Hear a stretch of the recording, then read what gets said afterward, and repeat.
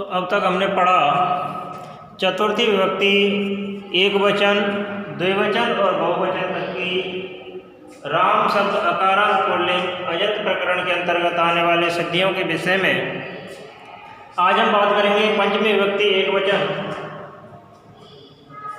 षष्ठी विभक्ति द्विवचन, बहुवचन, सप्तमी विभक्ति एक वचन की सिद्धियां किन किन सूत्रों की सहायता से होंगी। तो पहला सूत्र है वावसाने। वावसाने सूत्र क्या करता है कि वावसाने सूत्र सबसे पहले तो हमें समझना है कि वावसाने सूत्र जलाम जसो अंते सूत्र का वैकल्पिक सूत्र है। जलाम जसो अंते सूत्र का वैकल्पिक सूत्र है वावसाने सूत्र। वावसाने सूत्र के अनुसार जो अंतिम क्या होता है, झल होता है, झल के स्थान पर चर आदेश हो जाता है विकल्प से।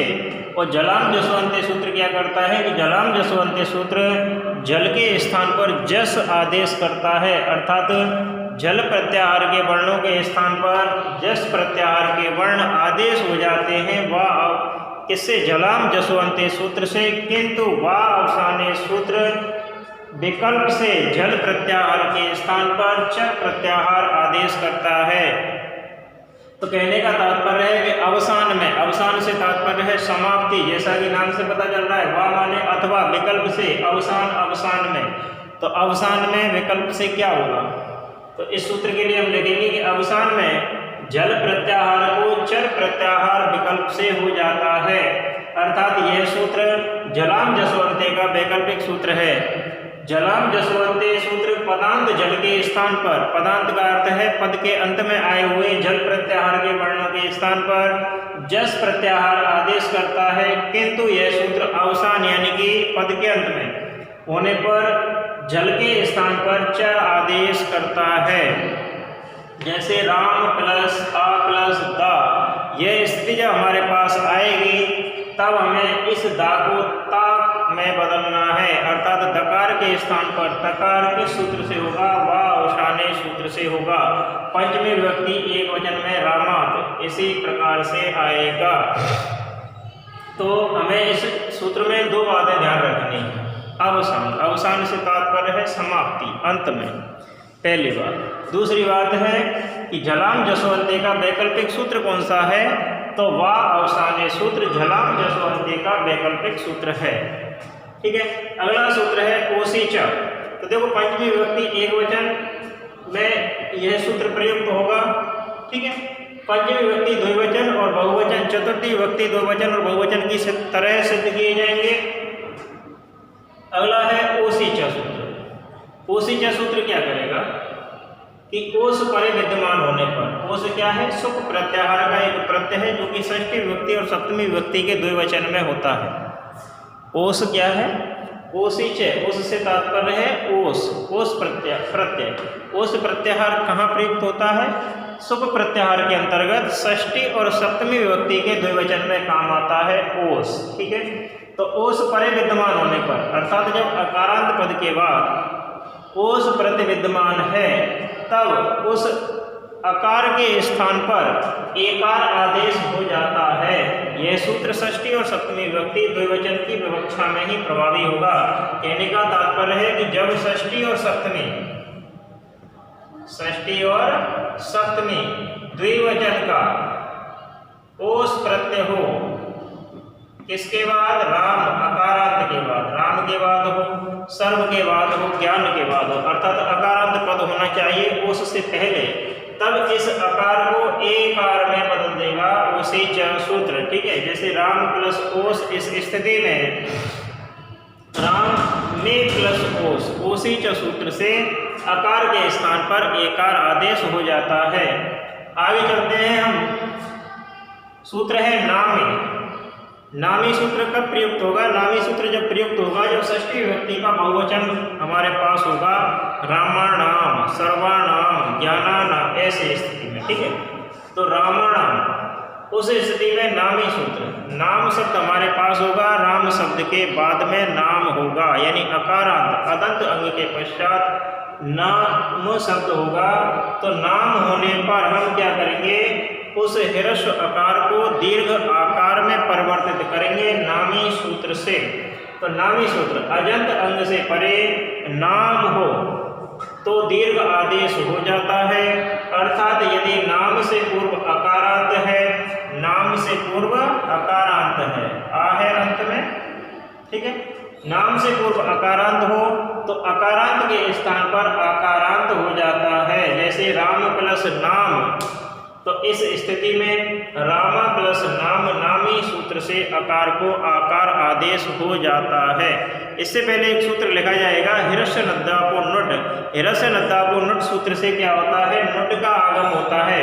नुट के आगम में उ और टा की इत संज्ञा होकर न शेष रहता है।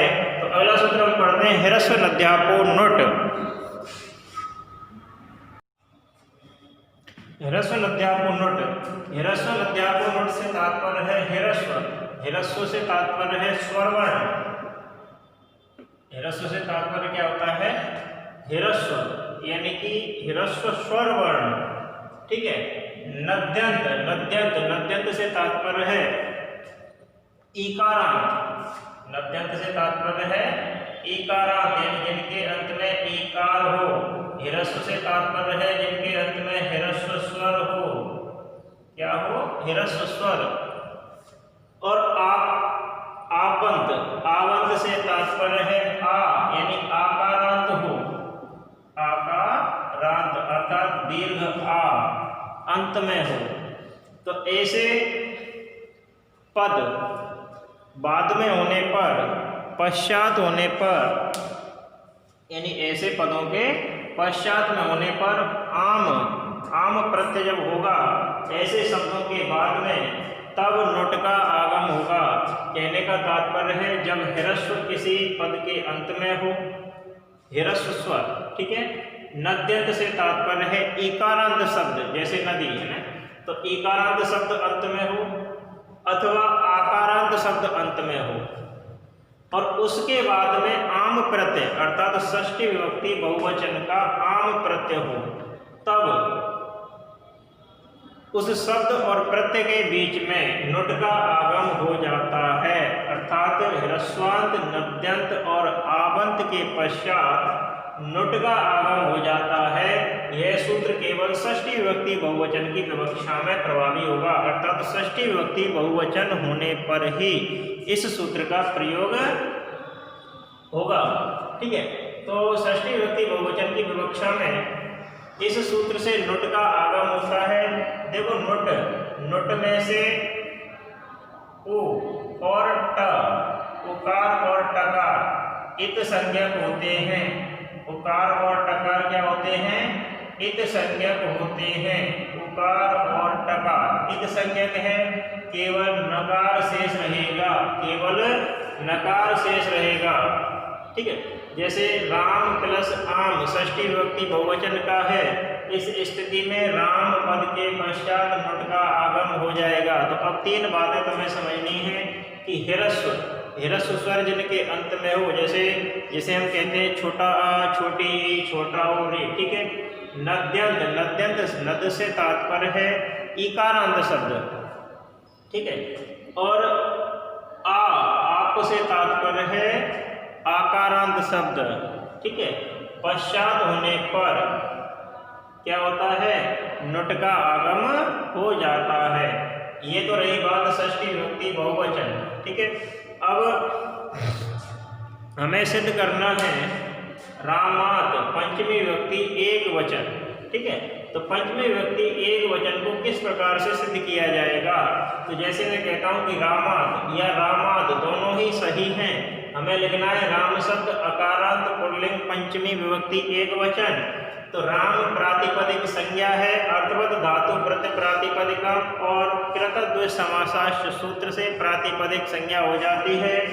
राम प्लस सुप प्रत्यय, क्योंकि समस्त जो 21 प्रत्यय हैं प्रथमा विभक्ति एक वचन से लेकर सप्तमी विभक्ति बहुवचन तक के जितने भी 21 प्रत्यय हैं वो सब सुप प्रत्याहार के अंतर्गत आते हैं। इसलिए हमें लिखना है सुप, और सुप प्रत्यय के लिए हम तीन सूत्रों का प्रयोग करते हैं। दया प्रातिपदिकात प्रत्यय परस्य सूत्रों से, सुप प्रत्याहार होने पर, सुप प्रत्याहार तब होगा तो हमें पता है कि राम पद अकारांत है, पुल्लिंग है, पंचमी विभक्ति का एक वचन है, तो पंचमी विभक्ति एक वचन का प्रत्यय होता है डसी।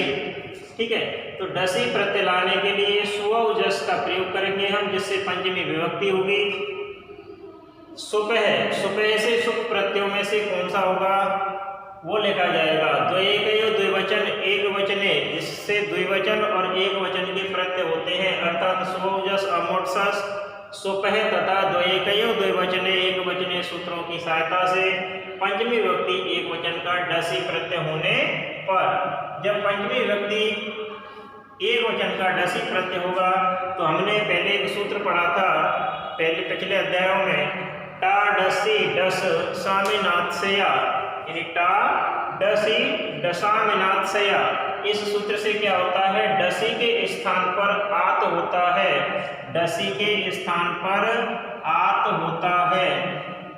ठीक है, तो डसी के स्थान पर आत करने के लिए हमें किस सूत्र की आवश्यकता होगी, टा डसी डसामिनात्सया सूत्र से डसी के स्थान पर आत। ठीक है, आत जब हो जाएगा तब हमें पता है कि यहाँ पे हमारे पास अकारांत है, अर्थात आ अंत में है, इधर भी हमारे पास आ है। ठीक है, तो आ प्लस आ, इस स्थिति में सूत्र कौन सा प्रभावी हो सकता है, अकह सवर्णे दीर्घ। अकह सवर्णे दीर्घ से तात्पर्य है आगे पश्चात आ होने पर दीर्घ आ में परिवर्तित हो जाता है, तो आ प्लस आ के स्थान पर दीर्घ आकार आदेश हो गया। ठीक है, दीर्घ आकार आदेश होने पर रामाद हमें मिलेगा अजिनम परिण संयोजन सूत्र से वर्ण संयोग करने पर रामाद, और रामाद ही हमें सिद्ध करना है, तो इस प्रकार ये सिद्ध हो चुका है। यदि हमें ये सिद्ध करना है रामाद, यदि हमें इसको सिद्ध करना है रामाद को, तब हमें एक सूत्र की आवश्यकता पड़ेगी। कौन सा सूत्र लगाएंगे, झलाम जसवंते सूत्र। झलाम जसवंते सूत्र क्या करेगा, इस ता के स्थान पर, अंतिम ता के स्थान पर दा हो जाएगा। किस सूत्र से, झलाम जसवंते सूत्र से, झलाम जसवंते सूत्र से क्या हो जाएगा, ता को दा, तकार को दा। ठीक है, अगर इस प्रकार हमें सिद्ध करने के लिए आए तो इस सूत्र का हम प्रयोग करेंगे, झलाम जसवंते सूत्र का, जिसके कारण तकार के स्थान पर दकार हो जाएगा, अर्थात जल प्रत्याहार के स्थान पर जस प्रत्याहार आदेश हो जाता है झलाम जसवंते सूत्र से। और यदि इस स्थिति में हमें रामाद शब्द को सिद्ध करना है, अगर मान लो हमारे पास सिद्ध ये है और हमें फिर रामाद शब्द सिद्ध करना है, तो हम इसे रामाद सिद्ध कर सकते हैं किस सूत्र की सहायता से, वावसाने सूत्र की सहायता से। वावसाने सूत्र क्या करता है कि अवसान में, अंत में होने पर जल के स्थान पर चर आदेश करता है, अर्थात इस दा के स्थान पर ता भी हो सकता है, तब हमें सूत्र की आवश्यकता होगी वावसाने सूत्र, ये विकल्प से करता है। ठीक है, तो इस प्रकार रामाद शब्द सिद्ध हो चुका है। अब रामाभ्याम और रामेभ्य चतुर्थी विभक्ति द्विवचन और बहुवचन की तरह सिद्ध हो जाएंगे। षष्ठी विभक्ति एक वचन और द्विवचन बहुवचन आपको सिद्ध करके देखना है। यदि किसी को किसी प्रकार की समस्या है तब संपर्क फोन द्वारा किया जा सकता है, हल करा दिया जाएगा। धन्यवाद।